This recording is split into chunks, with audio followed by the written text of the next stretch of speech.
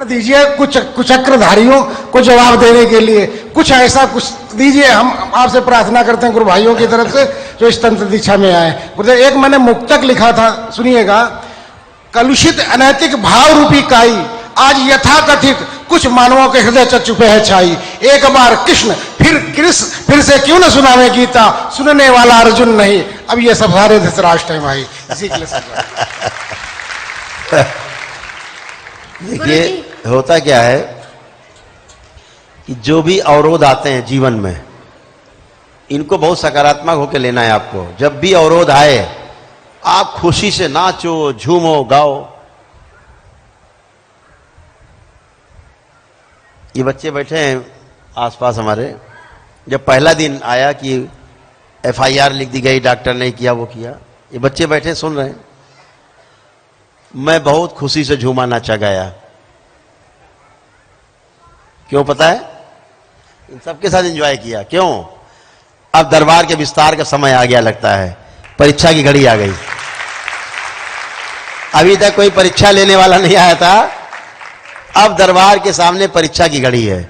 तो मैंने इन सबसे कहा तैयार हो जाओ परीक्षा के लिए, क्योंकि परीक्षा देके ही पास होगे, दूसरा कोई रास्ता नहीं। बिना परीक्षा के चाहे जीवन भर पढ़ते रहो, आपको डिग्री नहीं मिलेगी। तो परीक्षा देनी होगी। तो परीक्षा दरबार ने बखूबी दी। पास कौन हुआ? तो दरबार। तो इसलिए इनका आवश्यक है, प्रश्न आने आवश्यक हैं, संकट आने आवश्यक हैं, समस्याएं आनी आवश्यक हैं, तभी तो प्रमाण मिलेगा, तभी तो प्रमाणित होगा दरबार। तो मुझे दिखा कि अब प्रमाणित होने का अवसर आ रहा है, लोग दे रहे हैं, देने लग गए हैं कि दरबार को। तभी तो मैंने सबसे कहा कि भाई इस विधा में आकर के चैलेंज करो जो हो रहा है यहाँ पे। इधर उधर की बातों में समय नष्ट न करो, किसने किसको मारा और धक्का दिया, इसमें आओ जो यहाँ हो रहा है इसकी बात।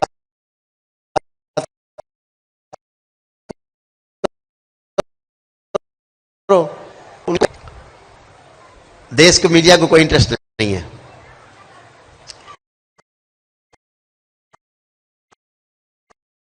कि जन जन से कैसे आप जो है, आप इधर क्यों चले गए, क्यों आप कार में बैठ गए, पैदल क्यों नहीं गए हैं? पैदल जा रहे हैं तो कार थी साथ में, कार में क्यों नहीं गए? वही वाली कहानी कि एक पिता पुत्र थे, मेले में गए, उन्हें घोड़ा पसंद आ गया, तो घोड़ा लेके चलने लगे। तो मेले में होता है ना कि जब चलते जाओ रास्ते में, कुछ लोग आ रहे होते हैं मेले में, कुछ लोग जा रहे होते हैं मेले में, आते जाते लोग रास्ते मिलते हैं। तो घोड़ा लेके जब जा रहे थे तो उनका चलो दोनों बैठ लेते हैं आराम से। तो पिता पुत्र दोनों घोड़े में बैठ गए, चले। तो रास्ते में कुछ लोगों ने कहा कितने बदमाश हैं दोनों बाप बेटे, नंबरी बदमाश हैं।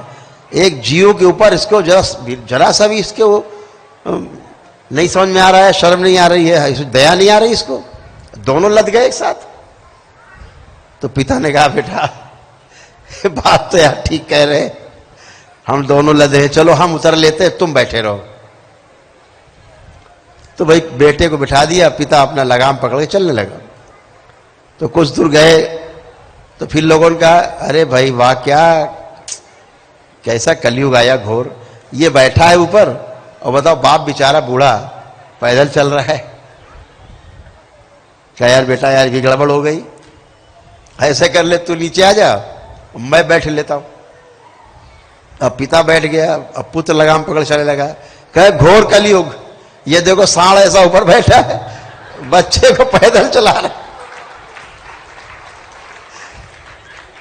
कहा यार बेटा बड़ी समस्या, क्या करे? तो बोले पापा तुम भी नीचे आ जाओ। तो बाप बेटा दोनों लगाम पकड़ के चलने लगे। थोड़ी दूर गए, लोगों ने कहा है ना दोनों गंवार, घोड़ा होते हुए पैदल,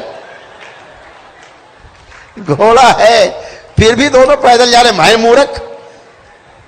पिता ने कहा ऐसा बेटा तू भी बैठ और मैं भी बैठूं, चल इनकी सबकी ऐसी की तैसी, इन्हें कहने दो।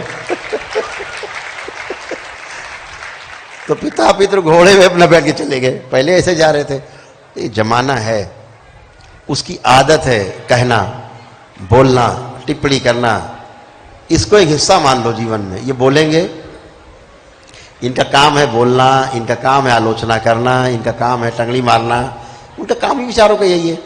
तो क्या दिक्कत है, करने दीजिए, अच्छा है, अपने काम आ रहे हैं।